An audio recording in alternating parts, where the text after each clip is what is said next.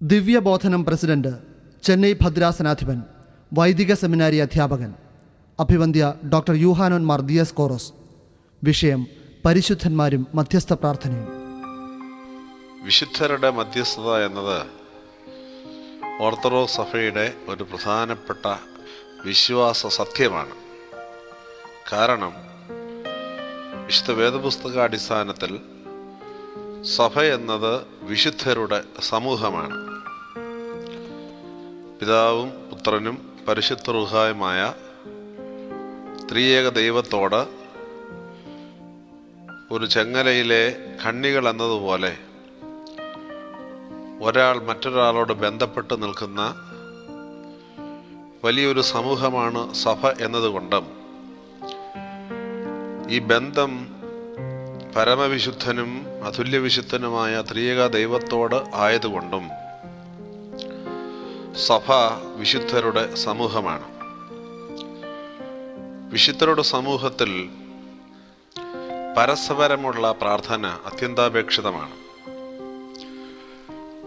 അതുകൊണ്ട് തന്നെയാണ് നാം ഭൂമിയിൽ ജീവനോടിരിക്കുന്നവരും ഭൂമിയിൽ നിന്ന് വേറിട്ടു പോയ നമ്മുടെ പൂർവികരും വിശുദ്ധരെന്ന് നാം വിളിക്കുന്ന പൂർവ്വപിതാക്കന്മാരും ശുദ്ധിമതികളുമായ എല്ലാവരും പരസ്പര പ്രാർത്ഥനയിലായിരിക്കുന്നത്. എന്നാൽ നിർഭാഗ്യവശാൽ സഭയുടെ ഈ അടിസ്ഥാന വിശ്വാസ സത്യത്തെ ചോദ്യം ചെയ്തുകൊണ്ട് പ്രൊട്ടസ്റ്റന്റ് സഭാ വിശ്വാസികൾ പലരും നമ്മുടെ സഭാമക്കളുടെ ഇടയിലേക്ക് പ്രവേശിച്ച് അവരുടെ മനസ്സിൽ സംശയത്തിൻ്റെ വിത്തുകൾ പാകിക്കൊടുക്കുന്ന ഒരു രീതി കുറച്ചു കാലം മുതൽ ഉള്ളതാണ്. ഈ പ്രൊട്ടസ്റ്റന്റുകാർ ഉന്നയിക്കുന്ന ചില ചോദ്യങ്ങൾ ഞാൻ ആദ്യം പറയാം. ഒന്നാമത്തെ അവരുടെ ചോദ്യം, പരിശുദ്ധനായ പൗലോസ് ലീഹ തീമോത്തിയോസിന് എഴുതിയ 1-ാം ലേഖനം 2-ാം അധ്യായം 5-ാം വാക്യത്തിൽ നിന്നാണ്. അവിടെ എഴുതിയിരിക്കുന്നത്, ദൈവം ഒരുവനല്ലോ, ദൈവത്തിനും മനുഷ്യർക്കും മധ്യസ്ഥനും ഒരുവൻ. അത് വളരെ വ്യക്തമാണ്. അതാരെക്കുറിച്ചാണ് പറയുന്നതെന്നുള്ളത്. അത് യേശുക്രിസ്തുവിനെ കുറിച്ചാണ്. അപ്പോൾ ഇവിടെ മധ്യസ്ഥൻ ഒരുവൻ എന്ന് പറഞ്ഞതുകൊണ്ട് വേറെ മധ്യസ്ഥരുടെ ആവശ്യമില്ല എന്നാണ് പ്രൊട്ടസ്റ്റന്റുകാർ, പ്രത്യേകിച്ച് പെന്തക്കോസ്ത് സമൂഹത്തിൽപ്പെട്ടവരൊക്കെ പറയുന്നത്.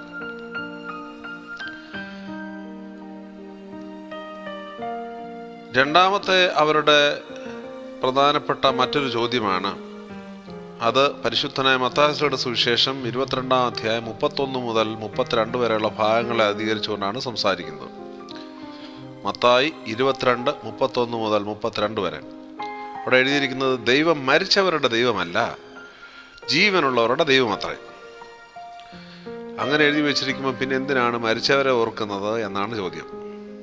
അവിടെ വിശുദ്ധ വേദപുസ്തകത്തിൽ വ്യക്തമായിട്ട് പറയുന്നു, ദൈവം മരിച്ചവരുടെ ദൈവമല്ല, ജീവനുള്ളവരുടെ ദൈവം അത്രേ.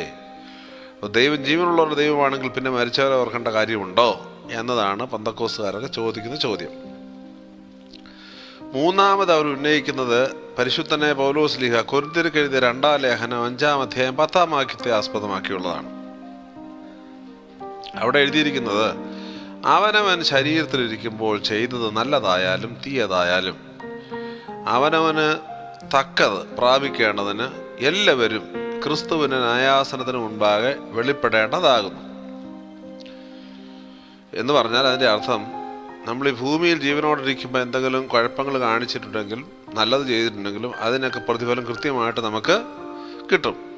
പിന്നെ എന്തിനാ മരിച്ചു പോയതിന് ശേഷം പ്രാർത്ഥിക്കുന്നത് എന്നുള്ളതാണ് ചോദ്യം. എന്തായാലും നമ്മൾ ഭൂമിയിൽ ജീവിക്കുമ്പം കാണിക്കുന്ന കുഴപ്പങ്ങൾക്കൊക്കെ ശിക്ഷ കിട്ടും, നല്ലതിനും നല്ലത് കിട്ടും. പിന്നെ പ്രാർത്ഥിച്ചിട്ട് എന്താണ് കാര്യം എന്ന ഒരു ചോദ്യമാണ് അവിടെ ഉന്നയിക്കുന്നത്. നാലാമത്തത് സങ്കീർത്തനത്തിൽ നിന്നാണ്. 115-ാം സങ്കീർത്തനം 17-ാമത്തെ വാക്യം. അവിടെ എഴുതിയിരിക്കുന്നത്, മരിച്ചവരും മൗനതയിൽ ഇറങ്ങിയവരും യഹോവയെ സ്തുതിക്കുന്നില്ല. പിന്നെ എന്തിനാണ് മരിച്ചവർക്ക് വേണ്ടി പ്രാർത്ഥിക്കുന്നത് എന്നാണ് ചോദ്യം. മരിച്ചവരും മൗനതയിൽ ഇറങ്ങിയും മിണ്ടാതിരിക്കുന്നവരാണെങ്കിൽ പിന്നെ സ്തുതിച്ചിട്ട് കാര്യം ഇല്ല, അവരെ ഓർത്തിട്ടും കാര്യമില്ല എന്നാണ് അവർ പറയുന്നത്. അഞ്ചാമത്തത് പരിശുദ്ധനായ ലൂക്കോസിന് സുവിശേഷം 9-ാം അധ്യായം 60-ാം വാക്യമാണ്. അവിടെ എഴുതിയിരിക്കുന്നത് ലൂക്കോസിന് സുവിശേഷം 9:60. അവിടെ എഴുതിയിരിക്കുന്നത് മരിച്ചവർ തങ്ങളുടെ മരിച്ചവരെ അടക്കം ചെയ്യട്ടെ. അപ്പം നിങ്ങളൊക്കെ ജീവനോട്ടിരിക്കുന്നവരാ. ഇപ്പം നമ്മളൊക്കെ ജീവനോട്ടിരിക്കുന്നവരാ. അപ്പം നമ്മളാരും പോയി മരിച്ചവരെ അടക്കേണ്ട കാര്യമില്ല എന്നാണ് പെന്തക്കോസ്തുകാർ പറയുന്നത്.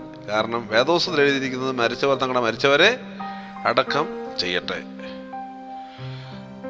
ഇത്രയുമാണ് വാക്യങ്ങൾ. ഈ വേദവാക്യങ്ങൾ വെച്ചുകൊണ്ട് ഇങ്ങനെയുള്ള ചോദ്യങ്ങൾ ഉന്നയിക്കുമ്പോൾ സാധാരണഗതിയിൽ നമ്മളൊരു സാമാന്യ ബുദ്ധിയിൽ പെട്ടെന്ന് ചിന്തിക്കും ഇതൊക്കെ ശരിയാണെന്ന്. പെന്തക്കോസ്തുകാരും പ്രൊട്ടസ്റ്റന്റുകാരും ഒക്കെ പറയുന്നത് ആണ് ശരി എന്ന ഒരു ചിന്ത നമുക്കുണ്ടാകും. എന്നാൽ ഇതിലേതെങ്കിലും ഒരു വാക്യത്തിൻ്റെ മറുപടി പറയാൻ നാം ശ്രമിക്കുമ്പോൾ തന്നെ നമുക്ക് മനസ്സിലാകും ഈ കൂട്ടർക്ക് വേദപുസ്തക സംബന്ധമായി യാതൊരു പരിജ്ഞാനവുമില്ല. അത് വളരെ വ്യക്തമാണ്. കാരണം ഈ പറഞ്ഞിരിക്കുന്ന വേദഭാഗങ്ങളൊക്കെ ചില പ്രത്യേക പശ്ചാത്തലത്തിൽ പറഞ്ഞിരിക്കുന്നതാണ്.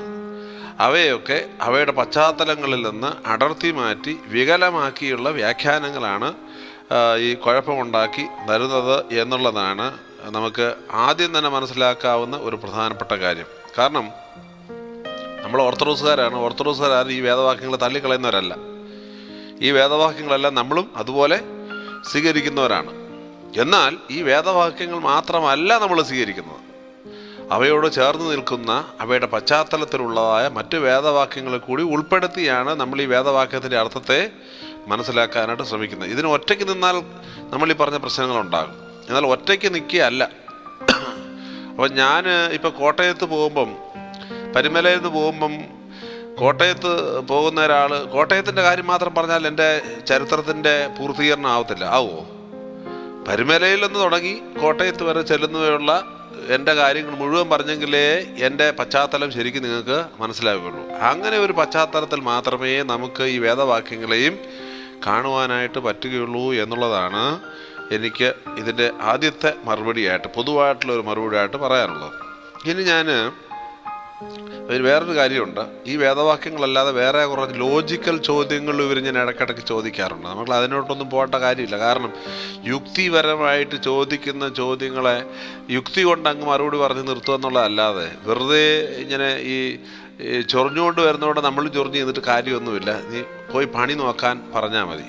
സത്യവിശ്വാസത്തെ ശരിയായി മനസ്സിലാക്കാനായിട്ട് ശ്രമിക്കുക എന്നൊരു ചെറിയ പാഠം പഠിപ്പിച്ചതിന് ശേഷം അങ്ങ് മാറുന്നതായിരിക്കും കുറച്ചുകൂടെ നല്ലത് എന്നാണ് എനിക്ക് രണ്ടാമതായിട്ട് അതിനെക്കുറിച്ച് പറയാനുള്ളത്.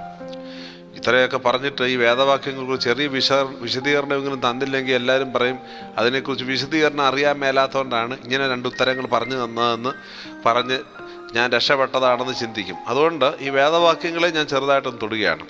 ഒന്നാമത്തെ ചോദ്യം അവർ ഉന്നയിച്ചതാണ്, നിങ്ങൾ ഓർക്കുന്നുണ്ടായിരിക്കും.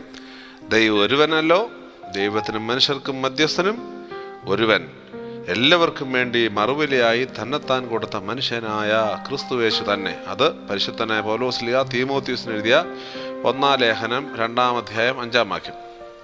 ഇതാണ് അവർ പറയുന്നത്. യേശുക്രിസ്തുവാണ് മധ്യസ്ഥൻ, ഏക മധ്യസ്ഥൻ. പിന്നെ ഒരു മധ്യസ്ഥൻ്റെ ആവശ്യം ഇല്ല.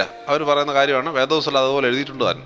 മധ്യസ്ഥൻ്റെ ആവശ്യമില്ല എന്നില്ല, ഏക മധ്യസ്ഥൻ യേശുക്രിസ്തുവാണെന്നുണ്ട്. ഇതിന് തുല്യമായിട്ട് വേറൊരു വാക്യം കൂടിയുണ്ട്. അത് വേറൊരു ഭാഗത്താണ് കിടക്കുന്നത്. യോഹന്നാൻ ശ്ലീഹയുടെ 1-ാം ലേഖനം 2-ാം അധ്യായം 1-ാം വാക്യം. 1 യോഹന്നാൻ 2:1. അവിടെ എഴുതിയിരിക്കുന്നത്, ഒരുത്തൻ പാപം ചെയ്തുവെങ്കിലോ നീതിമാനായ യേശുക്രിസ്തു എന്ന കാര്യസ്ഥൻ, മധ്യസ്ഥൻ എന്ന വാക്കിന് പകരമായിട്ട് അവിടെ ഉപയോഗിച്ചിരിക്കുന്ന വാക്ക് കാര്യസ്ഥൻ, നമുക്ക് പിതാവിൻ്റെ അടുക്കലുണ്ട്, അവൻ നമ്മുടെ പാപങ്ങളുടെ പ്രായശ്ചിത്തമാകുന്നു. ഇതാണ് വേറൊരു വാക്യം. നമ്മൾ ആരെങ്കിലും തെറ്റ് ചെയ്തിട്ടുണ്ടെങ്കിൽ ദൈവത്തിൻ്റെ സന്നിധിയിൽ നമുക്ക് വേണ്ടി പ്രായശ്ചിത്തം കഴിക്കുന്ന ഒരു കാര്യസ്ഥനുണ്ട്. ആ കാര്യസ്ഥൻ്റെ പേര് ആരാണ്? യേശുക്രിസ്തു. ഇപ്പം പൗലോസ്ലീഹ പറയുന്ന വാക്ക് മധ്യസ്ഥൻ, യോഹന്നാൻ ശ്ലീഹ പറയുന്ന വാക്ക് കാര്യസ്ഥൻ. യേശുക്രിസ്തുവിന് പറയുന്ന രണ്ട് വാക്കുകളാണ്. അപ്പോൾ ഈ വാക്യങ്ങൾ നമ്മൾ വായിക്കുമ്പോൾ വളരെ വ്യക്തമാണ്, യേശുക്രിസ്തു ഏക മധ്യസ്ഥനും ഏക കാര്യസ്ഥനും ആകുന്നു എന്നത്. യേശുക്രിസ്തുവിന് മാത്രമേ ദൈവത്തിനും നമുക്കും ഇടയിൽ നിൽക്കാനായിട്ട് പറ്റുകയുള്ളൂ. അത് വളരെ വ്യക്തമാണ്, അത് വളരെ ശരിയുമാണ്. പക്ഷെ ഇവിടെ ഒരു പ്രശ്നമുണ്ട്. ഇവിടെ യേശുക്രിസ്തുവിൻ്റെ ഏക കാര്യസ്ഥത, യേശുക്രിസ്തുവിൻ്റെ ഏക മധ്യസ്ഥത എന്ന് പറയുന്നത് നമ്മളാരും ഉദ്ദേശിക്കുന്ന മധ്യസ്ഥതയല്ല. എന്താണ് യേശുക്രിസ്തുവിൻ്റെ ഏക മധ്യസ്ഥത? എന്താണ് യേശുക്രിസ്തുവിൻ്റെ ഏക കാര്യസ്ഥത? യേശുക്രിസ്തുവിൻ്റെ ഏക കാര്യസ്ഥത എനിക്ക് വേണ്ടി ഇരുന്ന് പ്രാർത്ഥിക്കുന്നതല്ല, ആണോ? നിങ്ങൾക്ക് വേണ്ടി ഇരുന്ന് പ്രാർത്ഥിക്കുന്നതല്ല, ആണോ? അല്ല. യേശുക്രിസ്തുവിൻ്റെ ഏക മധ്യസ്ഥത, ഏക കാര്യസ്ഥത എന്ന് പറയുന്നത് കർത്താവായ യേശുക്രിസ്തു കാൽവറി ക്രൂശിൽ പരമയാഗമായ മധ്യസ്ഥതയാണ്. ദൈവം മനുഷ്യനായി ഈ ഭൂമിയിൽ അവതരിച്ചു. അവൻ സർവ്വലോകത്തിനും വേണ്ടി, മനുഷ്യവർഗത്തിനു വേണ്ടി കാൽവറി ക്രൂശിൽ പരമയാഗമായി. ഇതിനാണ് ഇവിടെ മധ്യസ്ഥത എന്ന് ആര് വിളിക്കുന്നത്? പൗലോസ്ലീഹായും യോഹന്നാസ്ലീഹായും തീമോത്തിയോസിന്റെ ലേഖനത്തിലും യോഹന്നാസ്ലീഹയുടെ ലേഖനത്തിലും പറയുന്ന കാര്യം അതാണ്. യേശു ക്രിസ്തു പരമയാഗമായി. ഈ മധ്യസ്ഥതയല്ല നമ്മൾ വിശുദ്ധരെ കുറിച്ച് പറയുന്ന മധ്യസ്ഥത. അതെന്താണ്? അത് യാക്കോബസ്ലീഹ പറയുന്നുണ്ട്. എന്തുവാ? 5-ാം അധ്യായം 13 മുതൽ 18 വരെ വാക്യങ്ങൾ. നമ്മൾ വിശുദ്ധരുടെ മധ്യസ്ഥത എന്ന് പറയുന്നതിനെ കുറിച്ച് പറയുന്നത്, അവിടെ പറയുന്നത് പ്രാർത്ഥനാ മധ്യസ്ഥതയാണ്. ഒരുവന് വേണ്ടി മറ്റൊരുവൻ കർത്താവിനോട് പ്രാർത്ഥിക്കുക. മനസ്സിലാവുന്നുണ്ടായിരിക്കും എന്താണ് കർത്താവിൻ്റെ മധ്യസ്ഥത, എന്താണ് വിശുദ്ധരുടെ മധ്യസ്ഥത. കർത്താവിൻ്റെ മധ്യസ്ഥത എന്താണ്? കർത്താവിൻ്റെ മധ്യസ്ഥത കാൽവരി ക്രൂശിൽ പരമയാഗമാകുന്ന മധ്യസ്ഥത. വിശുദ്ധരുടെ മധ്യസ്ഥതയോ പ്രാർത്ഥിക്കുന്ന മധ്യസ്ഥത. എന്ന് പറഞ്ഞാൽ നമ്മളെല്ലാവരും വിശുദ്ധരുടെ സമൂഹമാണ്, ഇല്ലേ? നമ്മളെല്ലാവരും വിശുദ്ധരുടെ സമൂഹമായതുകൊണ്ട് ഒരാൾ മറ്റൊരാൾക്ക് വേണ്ടി പ്രാർത്ഥിക്കുന്നു. നമ്മളിപ്പോൾ ഇവിടെ പരിമല വന്നിട്ട്, പരിമല തിരുമേനി എനിക്ക് വേണ്ടി അപേക്ഷിക്കണമേ, എനിക്ക് വേണ്ടി പ്രാർത്ഥിക്കണമേ. ഇത് തന്നെയാ ഞാൻ നിങ്ങളിൽ ഉള്ള ഒരാളോട്, എടാ തോമാച്ച നീ എനിക്ക് വേണ്ടി പ്രാർത്ഥിക്കണമേ. എനിക്ക് പ്രാർത്ഥന കേൾക്കുമെന്ന് ഇഷ്ടമുള്ള ആരോടും പറയാവുന്നൊരു കാര്യമാണ്. ഈ ആള് പ്രാർത്ഥിച്ചാൽ ദൈവം ഞാൻ പ്രാർത്ഥിക്കുന്നതിനേക്കാൾ കൂടുതൽ കേൾക്കുമെന്നൊരു ചിന്ത. കാരണം എന്താ? ഈ മനുഷ്യൻ്റെ ജീവിതം നല്ലതാണെന്നൊരു ചിന്ത എന്നിലുണ്ട്. പരിമല തിരുമേനി വിശുദ്ധനാണെന്നൊരു ചിന്ത എന്നിലുള്ളത് കൊണ്ടാണ് ഞാൻ പരിമല തിരുമേനിയുടെ സന്നിധാനത്തിൽ വന്ന് നിന്നിട്ട് പരിമല തിരുമേനി എനിക്ക് വേണ്ടി പ്രാർത്ഥിക്കണേ എന്ന് പറയുന്നത്. അത് ജീവനോടെ നമ്മൾ ഇവിടെ ഇരിക്കുന്ന ആളുകളോട് നമ്മൾ പരസ്പരം പറയത്തില്ലേ, എടാ ഞാനിന്നൊരു ഇൻ്റർവ്യൂവിന് പോവാണ്, നീ ഒന്ന് പ്രാർത്ഥിച്ചേക്കണേ, പറയത്തില്ലേ? ഇതാണ് വിശുദ്ധരുടെ മധ്യസ്ഥത. അത് ദൈവത്തോട് ചോദിച്ച് അനുഗ്രഹങ്ങളെ വാങ്ങിച്ച് നമുക്കെല്ലാവർക്കും തരുന്ന ആളാണത് വിശുദ്ധൻ. അങ്ങനെയാണ് വിശുദ്ധരുടെ മധ്യസ്ഥത പറയുന്നത്. നിങ്ങൾക്ക് മനസ്സിലായി കാണുമെന്നാണ് എൻ്റെ വിചാരം. കർത്താവിൻ്റെ മധ്യസ്ഥതയും വിശുദ്ധരുടെ മധ്യസ്ഥതയും തമ്മിലുള്ള വ്യത്യാസം ഇതാണ്. ഇതിനെ മനസ്സിലാക്കാനായിട്ട് പെന്തക്കോസ്തുകാർ പഠിക്കണം, ഇല്ലെങ്കിൽ ശരിയാവത്തില്ല. കാരണം അവർ എല്ലാ ദിവസവും കൊടുത്ത് വിളിച്ചു പോകുന്നുണ്ട്. എന്തുവാ? മറിയാമ്മയ്ക്ക് വേണ്ടി പ്രാർത്ഥിക്കുന്നു, ചാക്കോച്ചന് വേണ്ടി പ്രാർത്ഥിക്കുന്നു, ഇങ്ങനെ വന്ന് വിളിച്ചു പോകുന്നുണ്ട്, അല്ലേ? ഇവർ നടത്തുന്നത് എന്താണത്? മധ്യസ്ഥ പ്രാർത്ഥന അവർ നടത്തുന്നത്. എന്നിട്ട് പറയാ വിശുദ്ധരുടെ മധ്യസ്ഥ ശരിയാവത്തില്ലെന്ന്. ഇതിനെയാണ് നമ്മൾ ചോദ്യം ചെയ്യുന്നത്. മറിയാമയും മത്തായിയും പരിമല തിരുമേനിയൊക്കെ സഭയുടെ അംഗങ്ങളാണ്, യേശുക്രിസ്തുവിൻ്റെ ശരീരത്തിൻ്റെ അംഗങ്ങളാണ്. യേശുക്രിസ്തുവിൻ്റെ ശരീരത്തിൽ നിന്ന് പരിമല തിരുമേനിക്ക് മാറി നിൽക്കാനൊക്കുവോ? കർത്താവിൻ്റെ ശരീരത്തിൽ നിന്ന് പരിമല തിരുമേനിക്ക് മാറി നിൽക്കാനൊക്കുവോ? വിശുദ്ധ വേദപുസ്തകം പറയുന്നത് പരിമല സഭ ക്രിസ്തുവിൻ്റെ ശരീരമാണെന്നാണ്. അത് എഫേസ്യ ലേഖനത്തിലുണ്ട്, കൊരിന്ത്യ ലേഖനത്തിലുണ്ട്, റോമാ ലേഖനത്തിലുണ്ട്, പല വാക്യങ്ങളുണ്ട്. യേശുക്രിസ്തുവിൻ്റെ ശരീരമാണ് സഭയെന്ന് പറയുമ്പം പരിമല തിരുമേനി എന്തുവാണ്? കർത്താവിൻ്റെ ശരീരത്തിൻ്റെ കൈയാണ്. ഞാൻ ആരാണ്? ഒരു നഖമാണ് നമ്മളൊരു ശരീരത്തെ രൂപീകരിക്കുമ്പോൾ, ഇല്ലേ? അപ്പോൾ പരിമല തിരുമേനി മരിച്ചു കഴിഞ്ഞാൽ കൈ കറ്റുപോയെന്നോ? അപ്പോൾ കർത്താവ് ഹാൻഡിക്യാപ്ഡ് ആയിക്കൊണ്ടിരിക്കുകയാണോ ഓരോ ദിവസവും? പെന്തക്കോസ്തുകാർ പറയുന്നത് ഹാൻഡിക്യാപ്ഡാണെന്നാണ് കർത്താവ്. യേശുക്രിസ്തു അംഗവൈകല്യമുള്ള ആളാണ് എന്നാണ് പെന്തക്കോസ്തുകാർ ഈ നമ്മളെ ചോദ്യം ചെയ്യുന്ന ഈ പഠിപ്പിക്കലുകൊണ്ട് പറഞ്ഞു വരുന്നത് എന്നുള്ള കാര്യം നിങ്ങൾ പ്രത്യേകമായിട്ട് ഓർത്തു കൊള്ളണം. അതുകൊണ്ട് കർത്തൃ ശരീരത്തിൽ നിന്ന് വിശുദ്ധരെ മാറ്റി നിർത്താനായിട്ട് നമുക്ക് പറ്റുകയില്ല. അങ്ങനെ മാറ്റി നിർത്തിയാൽ നമ്മൾ കർത്താവിൻ്റെ ശരീരത്തെ തന്നെ വികലമാക്കുന്നു എന്നുള്ളത് നിങ്ങൾ പ്രത്യേകമായിട്ട് ഓർത്തു കൊള്ളണം. ഇതാണ് ഒന്നാമത്തെ ചോദ്യത്തിൻ്റെ ഉത്തരമായിട്ട് എനിക്ക് പറയാനായിട്ടുള്ളത്. രണ്ടാമത്തത്, ദൈവം മരിച്ചവരുടെ ദൈവമല്ല, ജീവനുള്ളവരുടെ ദൈവമത്രേ. മത്തായി 22:31 മുതൽ 32 വരെ. നിങ്ങൾ ഈ വാക്യത്തിൻ്റെ മുകളിലത്തെ ഭാഗം വായിക്കണം. മത്തായി 22:32 ആണല്ലോ അവരുടെ വാക്യം, അവർ പറയുന്ന വാക്യം. 31-32 വാക്യങ്ങളാണ്. അതിന് മുകളിലത്തെ ഭാഗത്ത് എഴുതിയിട്ടുണ്ട്, ഞാൻ അബ്രഹാമിൻ്റെ ദൈവവും ഇസ്ഹാക്കിൻ്റെ ദൈവവും യാക്കോവിൻ്റെ ദൈവവും എന്ന് അരുളി ചെയ്യുന്നു. അതിന് താഴെയാണ് പറയുന്നത്, ഞാൻ മരിച്ചവരുടെ ദൈവമല്ല, ജീവനുള്ള ദൈവം അത്രേ. ഈ വേദവാക്യം എന്നാ എഴുതിയിരിക്കുന്നത്? പുതിയ നിയമ കാലത്താണ്, അല്ലേ? കർത്താവിൻ്റെ കാലത്താണ്. അബ്രഹാമും ഇസ്ഹാക്കും യാക്കോബും ഒക്കെ എന്നുണ്ടായിരുന്നവരാ? പഴയ നിയമകാലത്താണ് അല്ലേ? അവർ മരിച്ചവരാണോ ജീവനുള്ളവരാണോ? അവരൊക്കെ മരിച്ചു പോയരാ. പക്ഷെ അവരൊക്കെ മരിച്ചു പോയവരാണെങ്കിലും കർത്താവ് ഇവിടെ പറയുകയാണ്, ഞാൻ അബ്രഹാമിൻ്റെയും ഇസ്ഹാക്കിൻ്റെയും യാക്കോബിൻ്റെയും ദൈവമാണ്. തൊട്ടു പിന്നാലെ പറയുന്നത്, ഞാൻ മരിച്ചവരുടെ ദൈവമല്ല ജീവനുള്ളവരുടെ ദൈവം അത്ര. എന്താണ് അതിൻ്റെ അർത്ഥം? അബ്രഹാമും ഇസ്ഹാക്കും യാക്കോബും ഒക്കെ ദൈവത്തിൻ്റെ മക്കളാണ്. ദൈവത്തിൻ്റെ മക്കളാണ് ഞാനുമെങ്കിൽ ഞാനും ഒരിക്കലും മരിക്കുകയല്ല. പാപത്തിൽ മരിച്ച ആളുകളുടെ ദൈവമല്ല ഞാൻ, പിന്നെയോ ജീവനുള്ള ആളുകളുടെ ദൈവമാണ് ഞാൻ. അതാണ് പറയുന്നത്. അതല്ലാതെ വാങ്ങിപ്പോയവർക്ക് വേണ്ടി പ്രാർത്ഥിക്കണമെന്ന് പറയുന്ന വിഷയമായിട്ട് ഇതിന് യാതൊരു ബന്ധവും ഇല്ല. വാങ്ങിപ്പോയവരുടെ പ്രശ്നമാണെങ്കിൽ അബ്രഹാമിനെയും യാക്കോബിനെയും ഇസ്ഹാക്കിൻ്റെയും പേരെടുത്ത് പറയാൻ ഒക്കെയല്ലോ. കാരണം എന്താ? അവർ പഴയ നിയമകാലത്ത് മരിച്ചുപോയവരുടെ പേരെടുത്തിട്ട് പറയാം ഇവരുടെ ദൈവമാണ് ഞാനെന്ന്. അതിന് ശേഷമാണ് പറയുന്നത് ഞാൻ മരിച്ചവരുടെ ദൈവമല്ല ജീവനുള്ളവരുടെ ദൈവമാണെന്ന്. പൊട്ടത്തരം മനസ്സിലായോ? വേദപുസ്തകത്തെ വികലമാക്കി വ്യാഖ്യാനിച്ച് തരുന്നതിൻ്റെ ഒരു പ്രശ്നമാണ് ഇത് എന്നുള്ളത്. മൂന്നാമത്തത് വേറെ ചില കാര്യങ്ങളുണ്ട്, ഞാൻ അതിലേക്ക് പോകുന്നില്ല കാരണം സമയച്ചുരുക്കം മൂലം. കാരണം നമുക്ക് ചെറിയ ചെറിയ ആൻസേഴ്സ് മതിയെന്നാണ് എൻ്റെ ചിന്ത. മൂന്നാമത്തത്, അവനവൻ ശരീരത്തിലിരിക്കുമ്പോൾ ചെയ്തതിന് തക്ക പ്രതിഫലം കിട്ടും. അത് കൂടുതൽ കേൾക്കുന്ന ഒരു കാര്യമാണ്. എവിടെ ചെന്നാലും ചില ബന്ധക്കോസാരൊക്കെ പറയും, എന്തിനാ പ്രാർത്ഥിക്കുന്നേ? അവനവൻ ചെയ്തതിന് തക്ക പ്രതിഫലം ഉടനെ കിട്ടും, അങ്ങോട്ട് ചെല്ലുമ്പോൾ കിട്ടും, പിന്നെ എന്തിനാ പ്രാർത്ഥിക്കുന്നതെന്ന് ചോദിക്കാറുണ്ട്. അത് വേദോസ്വരമുള്ളതാണ്. 2 കൊരിന്ത്യർ 5:10 അവിടെ എഴുതിയിരിക്കുന്നതാണ്. നമ്മളും അത് തന്നെ പറയുന്നവരാ കേട്ടോ. ബന്ധക്കോസാർ മാത്രമൊന്നുമല്ല, എല്ലാ ക്രൈസ്തവരും പറയുന്നതാ. നിങ്ങൾ നമ്മുടെ വാങ്ങിപ്പോയവരുടെ ശവസംസ്കാര പ്രാർത്ഥന നടത്തുമ്പോൾ ശ്രദ്ധിക്കണം, അവനവൻ ചെയ്തതിന് തക്കവണ്ണം അവനവന് പ്രതിഫലം കിട്ടും. നമ്മളൊക്കെ സാധാരണ പറയുന്നൊരു കാര്യമാണ് അല്ലേ? അത് തെറ്റൊന്നുമല്ല. പക്ഷേ നമ്മൾ ഭുജിക്കുന്ന ദൈവം ആരാ? നമ്മൾ ആരാധിക്കുന്ന ദൈവം ആരാ? നമ്മളെ സ്നേഹിക്കുന്ന ദൈവമാണ്. അതുകൊണ്ടാ പിതാവേ എന്ന് വിളിക്കുന്നത് ഇല്ലേ? സ്വർഗസ്ഥനാ ഞങ്ങളുടെ പിതാവേ, ഞങ്ങളോട് ക്ഷമിക്കണമേ, ഞങ്ങളുടെ കടങ്ങളും പാവങ്ങളും ഞങ്ങളോട് ക്ഷമിക്കണമേ. ഈ വേദപുസ്തകത്തിൽ ഇവിടെ പറയുന്നത് ദൈവത്തിൻ്റെ നീതിയെക്കുറിച്ചാണ്. എന്തുവാ നീതി എന്ന് പറഞ്ഞാൽ?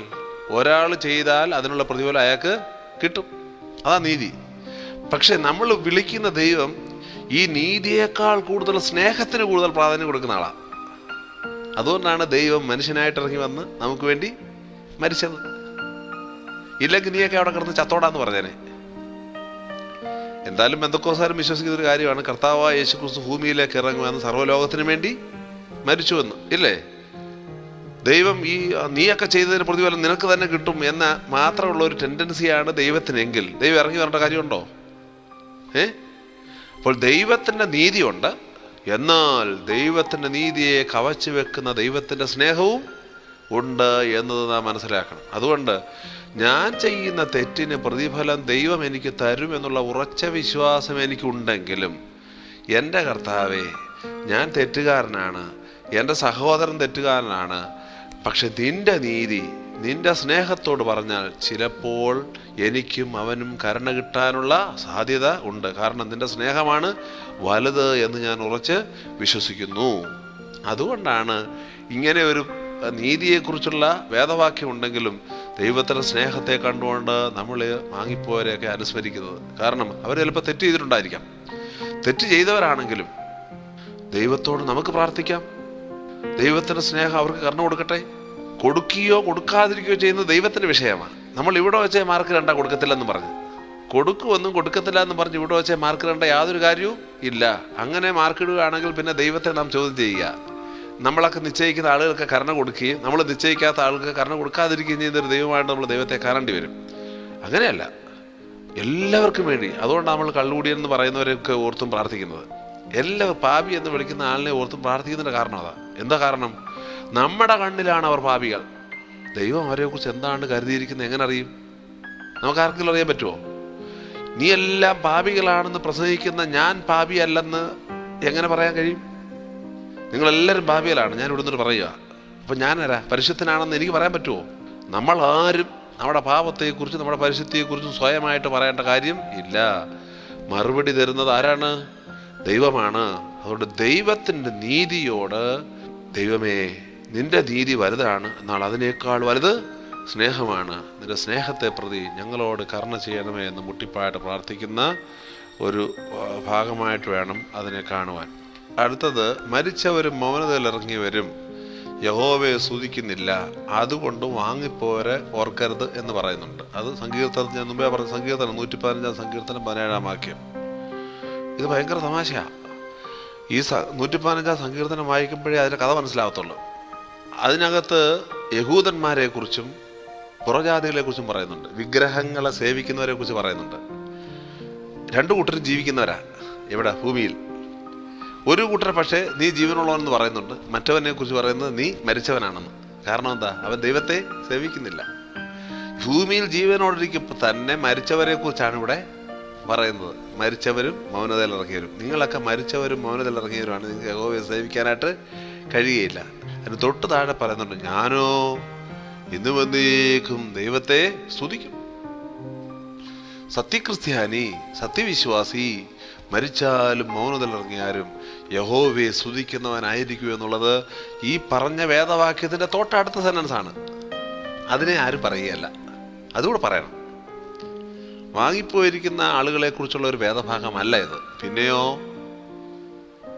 ജീവനോടിരിക്കുമ്പോൾ തന്നെ ദൈവത്തിൽ നിന്നകന്ന് മരിച്ചുപോയ ആളുകളെ കുറിച്ച് പറയുന്നൊരു വേദഭാഗമാണ്. അങ്ങനെയുള്ള ആളുകൾക്ക് ദൈവത്തെ സ്തുതിക്കാനൊക്കെയല്ല ഒക്കുവോ? കൊലപാതകവും കരിഞ്ചന്തയും ദുഷ്ടതയും വിഗ്രഹസേവയും കൊണ്ട് നടക്കുന്ന ആളിന് ഒരിക്കലും ദൈവത്തെ സ്തുതിക്കാനായിട്ട് പറ്റുകയില്ല. ദൈവത്തെ സ്തുതിക്കുന്ന ഇതൊന്നുമില്ലാത്ത നമ്മെപ്പോലുള്ള സത്യവിശ്വാസികളെ ആളുകൾക്ക് മാത്രമേ ഉള്ളെന്നുള്ളതാണ് സങ്കീർത്തനക്കാരൻ പറഞ്ഞത്. അല്ലാതെ വാങ്ങിപ്പോരെ ഓർക്കണ്ടെന്നല്ല ഇവിടെ പറഞ്ഞിരിക്കുന്നതിൻ്റെ അർത്ഥം. അത് ശുദ്ധമായ മണ്ടത്തരമാണ്, അങ്ങനെ ആരെങ്കിലും പഠിപ്പിക്കുന്നെങ്കിൽ. അടുത്ത വിഷയം, മരിച്ചവർ തങ്ങളുടെ മരിച്ചവരെ അടക്കം ചെയ്യട്ടെ എന്നുള്ളതാണ്. അത് കർത്താവ് പറഞ്ഞ കഥ നിങ്ങൾക്ക് അറിയാമല്ലോ, ഞാൻ അതിനെക്കുറിച്ച് കൂടുതൽ വർണ്ണിക്കുന്നില്ല. ഇത് യേശുക്രിസ്തുവിൻ്റെ പിന്നാലെ പോകാൻ ഞാൻ പോയി എൻ്റെ അപ്പനും അടക്കിയിട്ട് വരട്ടെ എന്ന് പറഞ്ഞു. അന്നേരം കർത്താവ് പറഞ്ഞ മറുപടിയാണ്, മരിച്ചവർ തങ്ങളെ മരിച്ചവരെ അടക്കം ചെയ്യട്ടെ എന്ന് പറഞ്ഞാൽ അതിൻ്റെ അർത്ഥം എന്തുവാ? എടാ കുഞ്ഞേ, അതിനേക്കാൾ പ്രധാനപ്പെട്ട കാര്യമാണ് ദൈവവേല ചെയ്യുന്നത് എന്ന് കർത്താവ് അവരെ പഠിപ്പിച്ചതാണ്. ഏതെങ്കിലും മരിച്ചവർക്ക് പോയി മരിച്ചവരെ അടക്കം ചെയ്യാൻ പറ്റുമോ? പെന്തക്കോസ്തുകാർ പറയുന്ന രീതിയാണെങ്കിൽ ഏതെങ്കിലും മരിച്ചവർക്ക് പോയി മരിച്ചവരെ അടക്കം ചെയ്യാൻ പറ്റുമോ? അങ്ങനെ ഒന്ന് അടക്കം ചെയ്ത് കാണിക്കാന്നുണ്ടെങ്കിൽ നമുക്ക് ഈ വേദവാക്യത്തെ അത് അവർ പറയുന്ന പോലെ എടുക്കാം. അപ്പോൾ വിഷയം എന്തുവാ? വിഷയം വാങ്ങിപ്പോയവർക്ക് വേണ്ടി പ്രാർത്ഥിക്കുന്നതിനേക്കാൾ വലിയൊരു കാര്യമാണ് ദൈവത്തിൻ്റെ വേല ചെയ്യുന്നത്. അതുകൊണ്ട് വാങ്ങിപ്പോയവർക്ക് വേണ്ടി പ്രാർത്ഥിക്കേണ്ടെന്നല്ല എൻ്റെ അർത്ഥം. വലിയ ഒരു വേലയുണ്ട്, അത് ദൈവത്തിൻ്റെ ഇഷ്ടം ചെയ്യുന്നതാണ്. നീ അത് ചെയ്യാതെ എപ്പോഴും വാങ്ങിപ്പോയവർക്ക് വേണ്ടി പ്രാർത്ഥിച്ചുകൊണ്ടിരിക്കുന്നത് ശരിയല്ല എന്നായി പറഞ്ഞതിൻ്റെ അർത്ഥം. അതല്ലാതെ വാങ്ങിപ്പോയവർക്ക് വേണ്ടി പ്രാർത്ഥിക്കുന്നത് തെറ്റാണെന്നല്ല എൻ്റെ അർത്ഥം. ഒരു മരിച്ചവനെ അടക്കം ചെയ്യാൻ ഒക്കെയല്ല. പറ്റുമോ? നീ മരിച്ചിട്ട് മറ്റവനെ പോയി മറ്റവൻ മരിക്കുമ്പോൾ അടക്കാൻ പറ്റുമോ? നീ ജീവനോടിരുന്നെങ്കിൽ മാത്രമേ അവനെ അടക്കാൻ പറ്റത്തുള്ളൂ, ഇല്ലേ? ജീവനോടിരിക്കുന്നവർക്ക് മാത്രമേ മരിച്ചവർ അടക്കം ചെയ്യാൻ പറ്റുള്ളൂ. അത് കർത്താവിനും അറിയാവുന്നതാണ്. പക്ഷെ കർത്താവ് ഇവിടെ പറയുന്നൊരു കാര്യം, അതിനേക്കാൾ വലിയ ഒന്നുണ്ട്, അത് ദൈവവേലയാണ്. ദൈവവേലയ്ക്ക് വരാത്തവന്മാർ പോയി അടക്കട്ടെ എന്നാണ് പറഞ്ഞതിൻ്റെ അർത്ഥം. അപ്പോൾ ഈ പെന്തക്കോസ്തുകാർ സ്വന്തം വീട്ടിൽ ആരെങ്കിലും മരിക്കുമ്പം എന്താ ചെയ്യുന്നേ? അവർ ഈ പട്ടിയൊക്കെ കൊണ്ടുവന്ന് നിർത്തിയിട്ട് വലിപ്പിച്ച് കൊണ്ടുവന്ന് കുഴിയിലിടുവാന്ന് ചെയ്യുന്നേ? ആണോ? അങ്ങനെയാണോ നടക്കുന്നത്? അങ്ങനെയല്ലല്ലോ.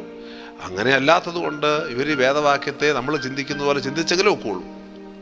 ഇല്ലെങ്കിൽ കാണിക്കുന്നത് ശുദ്ധ മണ്ടത്തരമാണ്, അബദ്ധമാണ് എന്നർത്ഥം. ഇനി അവസാന ഭാഗം അവർ പറയുന്ന പ്രധാന വാക്യങ്ങളൊക്കെ ഞാൻ പറഞ്ഞു കഴിഞ്ഞു. അവസാന ഭാഗം ഒരു കാര്യം കൂടെ ഉണ്ട്. നമ്മൾ ഈ വിശുദ്ധരുടെ സംസർഗം എന്ന് വിളിക്കുന്നുണ്ട്. പക്ഷെ നമ്മൾ പൊതുവായിട്ട് നിൽക്കുമ്പോൾ എല്ലാവരുടെ പേര് പറയാറില്ല. പറയോ? നമുക്ക് കന്യാമറിയാമുണ്ട്, മാർത്തമാസ്ലിയുണ്ട്, പരിമല തിരുമേനുണ്ട്, ഗീവർഗീസ് സാദയുണ്ട്, പിന്നെ നമുക്കറിയാവുന്ന കുറച്ച് വിശുദ്ധരുണ്ട്. എന്നാൽ ഞാൻ പള്ളി നിൽക്കുമ്പം വാങ്ങിപ്പോയ എൻ്റെ അമ്മയുടെ പേര് ഉറച്ചു വിളിച്ച് പറയാറില്ല. പറയോ? എന്താ പറയാത്തത്? എൻ്റെ അമ്മ വിശുദ്ധയല്ലാത്തതുകൊണ്ടാണോ? എനിക്ക് എന്നെ സംബന്ധിച്ച് എൻ്റെ അമ്മയും വിശുദ്ധയാണ്, പക്ഷെ ഞാനത് ഉറക്കെ പറയുന്നില്ലെന്നുള്ളേ ഉള്ളൂ. എന്താ കാരണം? നമുക്കൊരു പൊതുവായ ഡിസിപ്ലിനുണ്ട്. നമ്മുടെ എല്ലാവരുടെയും അമ്മമാരും അപ്പന്മാരുടെ എല്ലാം കൂടെ പേരും പറഞ്ഞുകൊണ്ട് പള്ളിയിൽ നിന്ന് ഉറക്കെ വിളിച്ചു പറഞ്ഞു കഴിഞ്ഞാൽ ശരിയാവുമോ?